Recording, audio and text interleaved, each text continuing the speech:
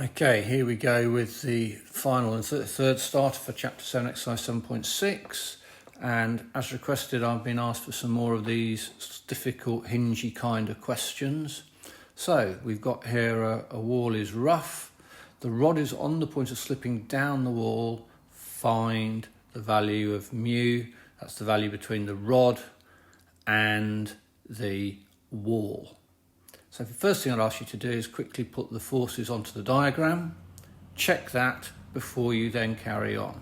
So pause, draw your diagram, put the forces on, check that's right, and then finish off the question and then check your answer for the rest of it. So here we go. So forces on the diagram. We're going to have tension in the string acting on the rod. And we've got a friction acting up the wall because it's trying to slide down the wall. And we've got a normal reaction between the wall and the rod along the line of the rod. And that is it for the forces. Yeah, I could put other forces on the diagram, but the ones I'm interested in are the forces on the rod because that is determining how the rod moves, or in this case, doesn't move because it's stationary. So why it's in equilibrium. Okay, so now you've got that, pause again, try the answer, and then check. Okay, here we go with the answer. So, standard static problems, we know it's 3 phases. Take moments about the point where the most unknown forces act, resolve horizontally, resolve vertically, and then think about how you can combine those bits of algebra that you've got. So, here we go.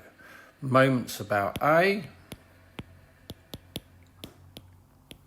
and we get T times 3 sine 30 because we need the distance to the line of action of T, and this is opposite the angle, 30 degrees, so this length is going to be 3 sine of 30 as the distance to the line of action. Okay, and that's going to be equal to 10g times the distance to its line of action, which is this 2 meters here. Because there's the line of action, the shortest distance to its line of action is 10g, is 2 meters, so we've got 2 times 10g.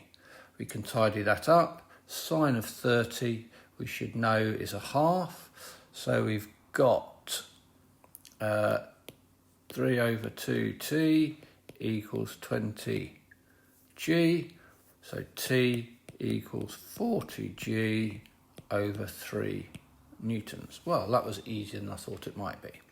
Okay, so we can now resolve horizontally.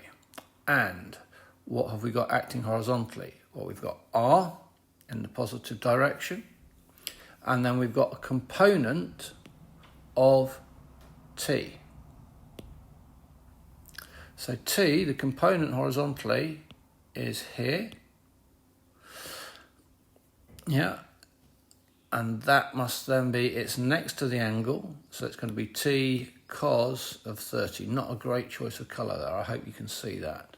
Yeah, so R minus T cos of 30 is equal to 0 since equilibrium.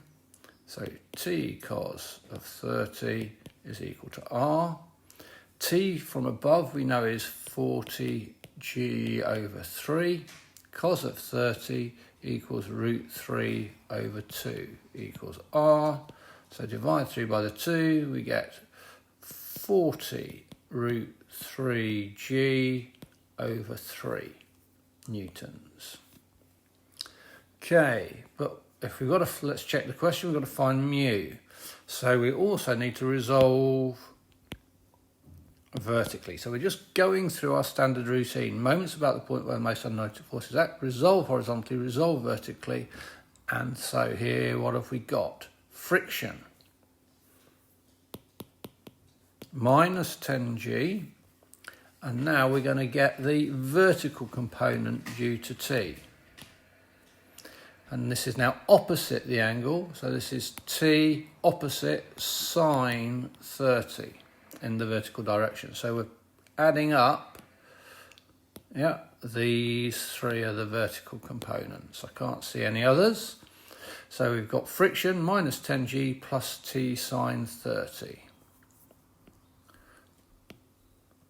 So plus t sine of 30, again must equal 0 since equilibrium.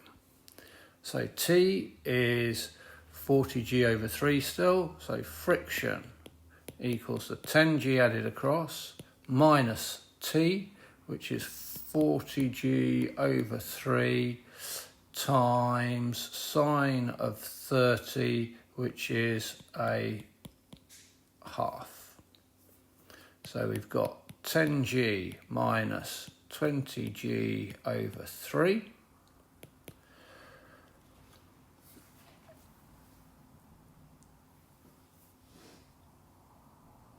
Hang on, there's a mistake there, isn't there? Y of vertically t sine 30. No, that's correct, that's correct, that's correct. So we get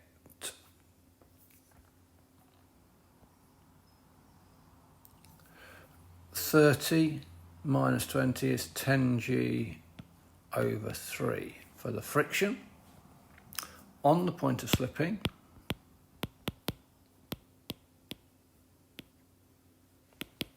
So friction is equal to mu r. So we get 10g over 3 as the friction. Mu is what we're trying to find, and r is 40 root 3g over 3. 40 root 3g over 3. So the dividing by 3's cancel. So that's fairly straightforward. The g's cancel. So mu is going to be 1 over 4 root 3, multiply top and bottom by root 3, so we get root 3 over 12 for mu.